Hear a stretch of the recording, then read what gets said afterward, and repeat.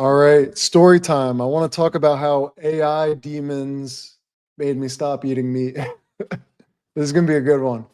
So, I haven't told a lot of people, but I stopped eating meat about a year ago, which was the surprise of my lifetime. I never in a million years expected to be a vegan or vegetarian, especially because I considered them to be so annoying and so effeminate and weak and just shriek. I was very bigoted against vegans and vegetarians.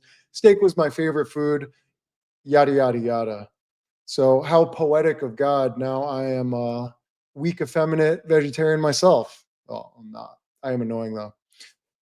So, let me take you on this journey with me, how this all happened. By the way, a little preface, I don't think eating meat is unhealthy. I know a ton of people are super jacked and healthy. At least they look that way. And they seem very healthy. So, this is not an attack on the health element of the diet. I will say, as a vegetarian, I do feel very good. I've gotten stronger. I'm not as like vascular. There are some trade-offs, but I feel great. My mind feels good and my intuition is next level. I'll make another video about that. Now, let's get to the AI demons. So, this journey for me started, some of you might know, I'm starting a podcast with my friend Aaron Abke about early Christianity, and I'm obsessed with ancient Judaism and the roots of Christianity. And researching this stuff, I started seeing everywhere that the early church fathers, most of them were vegetarian. James, the brother of Jesus, was a lifelong vegetarian, according to several historians, and he led the Jerusalem church for 30 years. John the Baptist, go to the Old Testament, numerous prophets, Hosea, Jeremiah, Isaiah, all railing against the animal sacrifice system, going, guys, what are you doing? God wants a repentant heart, not for you to slaughter a goat that doesn't forgive your sins, bruh. So there's this long lineage in spiritual traditions of treating animals with compassion. So that got my attention. However, the nail in the coffin was honestly getting freaked out about AI and doing thought experiments. I mean, I think we can all relate that the speed that AI is developing and evolving is mind blowing. And I think we all have a fear that this could spiral out of control and that this technology could potentially become smarter and more powerful than us and potentially oppress and kill us. I mean, am I alone? I think we're all freaked out about this. It's evolving so dang fast that within 5-10 years, we have no idea what's going to happen. Singularity, are we going to get in? Is it going to be the Matrix? We don't know. So I was doing thought experiments. I really hope that we're able to program AI as it gets more intelligent with some morals. If it develops a conscience, are we able to put some parameters for how it will treat us and other species? Because I don't want to be enslaved and murdered by a superior intelligence. And as I'm thinking about this, I'm going, man, I kind of do the same thing to other species.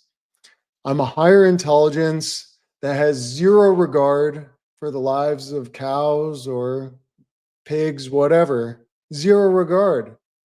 I will happily have them enslaved, tortured, murdered for my enjoyment and for my health, but really for my taste buds, most of all.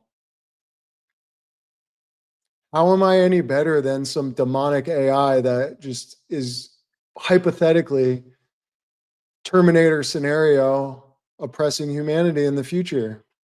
And I realized that, you should do unto others as you want done to you. And for the first time, we are really wrestling with the idea of an intelligence that's more powerful than us and capable of enslaving us. And that realization made me, oh, hi, Noli. It made me question everything, and it really just blew my mind and opened my heart. The other concept was angels and demons, advanced extraterrestrials. A lot of the early church fathers, like John Chrysostom, St. John Chrysostom, and others, believe that killing animals and eating them was demonic. Now, I'm not saying that's true, but if we think about what an angel is, it's a being of superior intelligence or capability that is kind and loving and compassionate and assists lower beings. It helps them out. Even though it could destroy them, instead it loves them. It could exploit us, but it doesn't. Angels help us out. And what's a demon? It's a being of superior intellect or power or capability that oppresses. It, harvests loosh. It manipulates. It capitalizes on our negative emotions. And I realized to a cow in a slaughterhouse, the humans there who are killing them are demons. I don't know how else you could slice it. It's a being of higher intelligence and power that is preying on it, that is enslaving it.